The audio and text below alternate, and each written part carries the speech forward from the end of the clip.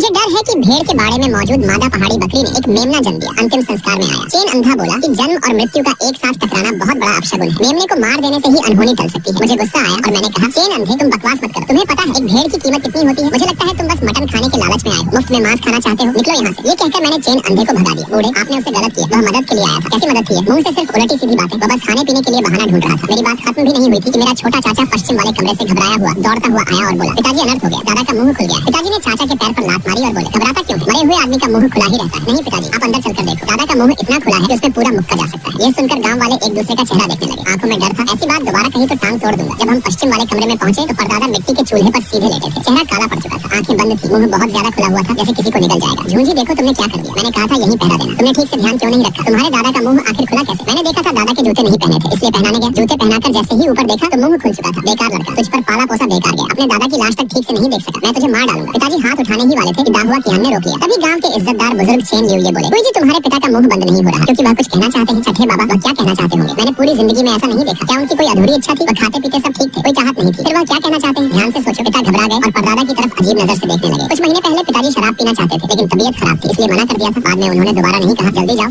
शराब ले आओ। छोटा पानी भैंसा दौड़कर भंडार से शराब की बोतल ले आया। कमरे में अजीब बदबू फैल चुकी थी। पास से देखने पर परदादा की गर्दन पर गीले काले धब्बे उगाए थे। पिताजी, आपकी पसंद की शराब ले आया हूँ, पी लीजिए और मुंह बंद कर लीजिए, शांति से चले जाइए। ये कहकर मैंने शराब उनके मुंह में उड़ेल दी। कोई जी सुबह तक देख लेना, अगर सब ठीक हो गया तो अंतिम संस्कार कर देना। सब लोग दिन भर थक गए हैं, आंगन में खाना खा लो। झूंझी, तुम यहीं अपने दादा के पास रहना, मैं नहीं रुकूंगा, मुझे डर लगता है। ये सुनकर दादा गुस्से से पैर पटकने लगे और बोले, निकल यहाँ से, मैं तेरी टांग तोड़ दूंगा। छोटा पानी भैंसा, मैं आंगन में सबके साथ खाना खाने जा रहा हूँ, तो बस यहीं बैठा रहना, डरो मत। थोड़ी देर में तेरी दादी खाना भेज देगी। दादा, मुझे डर लग रहा है, मैं नहीं रुकना चाहता। तुम लोग कितने नालायक हो, अपने बुजुर्ग की लाश तक नहीं संभाल सकते। इसी वजह से तुम्हारे परदादा का मुंह बंद नहीं हो रहा। ठीक से यहीं बैठो। उनके गुस्से के आगे मुझे मानना पड़ा। सबके जाने के बाद कमरे में बस मैं और परदादा रह गए। उनका मुंह खुला था, पीले नुकीले दांत बाहर दिख रहे थे। मैं डर के मारे दीवार से सट गया। अभी आंगन से मेमने की मिमियाने की आवाज आई। मैं घबरा गया और अनजाने में परदादा की तरफ देखा। न जाने कब उनकी आंखें खुल गई थी और उनकी आंखें बिल्कुल पहाड़ी बकरी जैसी थी। मेरी खोपड़ी सुन्न हो गई और मैं गिरता पड़ता आंगन की तरफ भागा। मुझे भागते देख दादा गुस्सा हो गए। छोटा पानी भैंसा, तुझे यहीं पहरा देने को कहा था, तू बाहर क्यों आया? दादा, परदादा ने आंखें खोल ली हैं, उनकी आंखें बकरी जैसी लाल हैं। मेरी बात सुनते ही पूरा आंगन खामोश हो गया। सब मुझे घूरने लगे। झूठ मत बोल, तू बस अंदर रुकना नहीं चाहता। मैं अभी जाकर देखता हूँ, अगर आंखें नहीं खुली होंगी तो तुझे जान से मार दूंगा। सब लोग अंदर चले गए। तभी मुझे फिर किसी की नजर अपने ऊपर महसूस हुई। मैंने मुड़कर देखा तो मेमना मुझे घूर रहा था। उसकी नजर अजीब थी, जैसे वह मुझे समझ रहा हो। मैंने हाथ बढ़ाकर कहा, छोटा मेमना इधर आ जा। वह हिला तक नहीं, वह जैसे सोच सकता था। तभी दादा गुस्से में बाहर निकले और बोले, छोटा पानी भैंसा, देखता हूँ तुझे। दादा, उस वक्त मेमने की चीख गूंज उठी। आवाज बहुत डरावनी थी। उसी पल कमरे के अंदर जोर की आवाज आई, जैसे कुछ गिर पड़ा हो। दादा चिल्लाए, अंदर क्या हुआ? पश्चिम वाले कमरे से एक आदमी घबराया हुआ निकला और बोला, बूढ़े बाबू, दादा पलंग से नीचे गिर गए हैं, तुम लोग मुझे परेशान करते हो, सब नालायक हो। ये कहकर दादा दौड़ते हुए अंदर गए और दादा जमीन पर औंधे पड़े थे। क्या हुआ? वो नीचे कैसे गिरे? मैं मेमने की तरफ देखने गया। तभी आवाज आई और मुड़कर देखा तो दादा गिर चुके थे। ये नामुमकिन, कोई उन्हें छुआ तक नहीं। गांव वाले डर से एक दूसरे का मुंह देखने लगे। क्या यह लाश के उठ खड़े होने का मामला है? बकवास मत करो, उनकी मौत प्राकृतिक है, ऐसा नहीं हो सकता। लेकिन यह बहुत अजीब है, किसी को बुला लेना चाहिए। इसमें क्या अजीब है? तुम लोगों ने ही उन्हें नाराज किया है। पिताजी, आप शांति से जाइए।